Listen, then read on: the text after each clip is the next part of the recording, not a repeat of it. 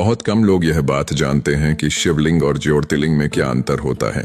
शास्त्रों के अनुसार शिवलिंग का अर्थ होता है अनंत, यानी कि जिसकी न कोई शुरुआत हो और न कोई अंत।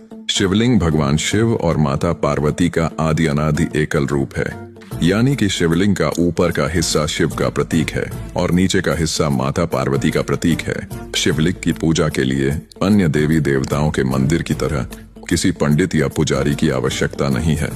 कोई भी साधारण मनुष्य शिवलिंग की पूजा कर सकता है, क्योंकि भगवान शिव किसी नियम में बंधे हुए नहीं है। शिव सबके हैं, सब शिव के हैं। कुछ शिवलिंग स्वयं भू स्थापित शिवलिंग होते हैं, लेकिन अधिकतर शिवलिंग मानव द्वारा स्थापित होते हैं। लेकिन ज्योतिर्लिंग भगवान शिव का एक अवतार है। ज्योतिर्लिंग का अर्थ होता है ज्योति के रूप में भगवान शिव का प्रकट होना। इसलिए जिस जिस स्थान पर भगवान शिव ज्योति के रूप में प्रकट हुए और वहीं स्थापित हो गए, वो स्थान ज्योतिर्लिंग कहलाए। यही कारण है कि ज्योतिर्लिंग सिर्फ 12 हैं और 12 स्थानों पर स्वयं भगवान शिव ज्योति के रूप में प्रकट हुए हैं। शिवलिंग के रूप में भगवान शिव को पूजा जाता है, लेकिन ज्योतिर्लिंग स्वयं भगवान शिव ही हैं, क्योंकि वही ज्योति के रूप में वहां स्थापित हैं। वीडियो को ज्यादा से ज्यादा शेयर कीजिए, कमेंट सेक्शन में हर हर महादेव अवश्य लिखिए और हमारे पेज को फॉलो करना बिल्कुल मत भूलिए, ताकि ऐसी और वीडियो हम आप तक पहुंचा सकें। हर हर महादेव। हिंदू धर्म में सावन के महीने को बहुत पवित्र माना जाता है, क्योंकि पौराणिक कथाओं के अनुसार समुद्र मंथन सावन के महीने में हुआ था। जब समुद्र मंथन से विष निकला, तब दुनिया उसकी गर्मी से जलने लगी। दुनिया को बचाने के लिए जब भगवान शिव ने विष पिया, तब देवी पार्वती ने उनका गला पकड़कर विष को शरीर में जाने से रोक लिया, परंतु विष के कारण उनका गला जलने लगा। तब सभी देवताओं और दानवों ने विष के प्रभाव को कम करने के लिए भगवान शिव पर पवित्र गंगा नदी का जल चढ़ाना शुरू कर दिया। तभी से लोग भगवान शिव पर गंगा जल चढ़ाते हैं, जिससे उन्हें विष के प्रभाव से शांति मिल सके। चूंकि भगवान शिव ने सावन के महीने में विष पिया था, इसलिए सावन में उन पर गंगा जल चढ़ाने का विशेष महत्व होता है। ऐसा माना जाता है कि भगवान परशुराम कावड़ में गंगा जल लाकर मथुरा के निकट स्थित पुरा महादेव मंदिर के शिवलिंग पर जल चढ़ाया करते थे। रावण भी सावन के महीने में भारत से गंगा जल लेकर जाता था और लंका में स्थापित शिवलिंग पर चढ़ाता था। इन्हीं परंपरा का अनुसरण करते हुए आज भी भक्त देश के अलग अलग हिस्सों से उत्तर भारत आते हैं और कावड़ में गंगा जल लेकर उसे अपने क्षेत्र के शिवलिंगों में चढ़ाते हैं। भक्तों द्वारा की गई इस यात्रा को कावड़ यात्रा और भक्तों को कांवरिया कहते हैं। नियमित रूप से शंकर भगवान के मंदिर में जाना शुरू कीजिए, उनकी सेवा कीजिए। शिवलिंग पर नियमित रूप से एक लोटा जल अवश्य चढ़ाएं। मात्र 3 महीने उनकी सेवा करके देख लीजिए, शंकर भगवान आपको वो भी दे देंगे जो आपने कभी सपने में भी नहीं सोचा होगा। भगवान शिव अत्यंत ही दयालु हैं और अपने बच्चों पर जल्द ही कृपा करके उन्हें सुखमय जीवन प्रदान करते हैं। भगवान शिव अपने भक्तों पर सब कुछ लूटा देते हैं।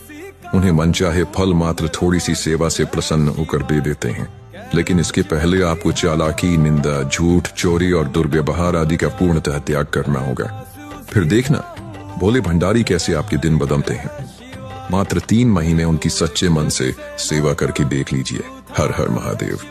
अगर आप महादेव जी को मानते हैं, अगर महादेव पर थोड़ा सा भी भरोसा है, तो एक बार इसे जरूर सुनना। एक बात जो आप हमेशा कहते हो, मैं परेशान हूं, मैं दुख में हूं, मुझे पैसों की चिंता है, तो ये काम करना।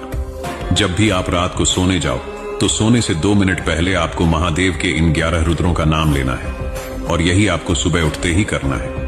रुद्रों का नाम जानने से पहले रुद्र का अर्थ जान लो। रू का अर्थ होता है चिंता और द्र का अर्थ होता है दूर करना। मतलब रुद्र का अर्थ होता है आपकी सारी समस्याओं और चिंताओं का नाश कर दें। और वह 11 रुद्र हैं: कपाली, पिंगल, भीम, विरूपाक्ष, बिलोहित, शास्ता, अजपाद, आपिर्बुद्ध, शंभु, चंड तथा भव। अगर महादेव पर विश्वास है तो एक बार करके देख लें। हर हर महादेव। एक बार एक ब्राह्मण को दाह संस्कार के लिए ले जाया जा रहा था। रास्ते में उसकी विधवा ने तुलसीदास जी को प्रणाम किया, तो तुलसीदास ने उसे सौभाग्यवती कहकर संबोधित किया। सौभाग्यवती का अर्थ है वह महिला जिसका पति जीवित हो। विधवा ने तुलसीदास को बताया कि उसके पति की अभी अभी मृत्यु हुई है, इसलिए उनकी बात सच नहीं हो सकती। तुलसीदास जी ने कहा कि यह बात उनके होठों से निकल चुकी है, इसलिए वह उसके पति को जीवित कर देंगे। तुलसीदास जी ने राम का नाम लिया और ब्राह्मण फिर से जीवित हो गया। यह सुनकर कि तुलसीदास किसी मृत व्यक्ति को जीवित कर सकते, अकबर ने उनको बुलाया और चमत्कार दिखाने को कहा। तुलसीदास जी ने कहा कि यह झूठ है, मैं तो केवल राम को जानता हूँ। अकबर बोला कि अगर ऐसा है तो राम को प्रकट करो, हम राम को देखेंगे। तुलसीदास जी के मना करने पर उसने उन्हें फतेहपुर सीकरी में कैद कर लिया। कैद में तुलसीदास जी ने हनुमान चालीसा की रचना की और इसका जाप किया।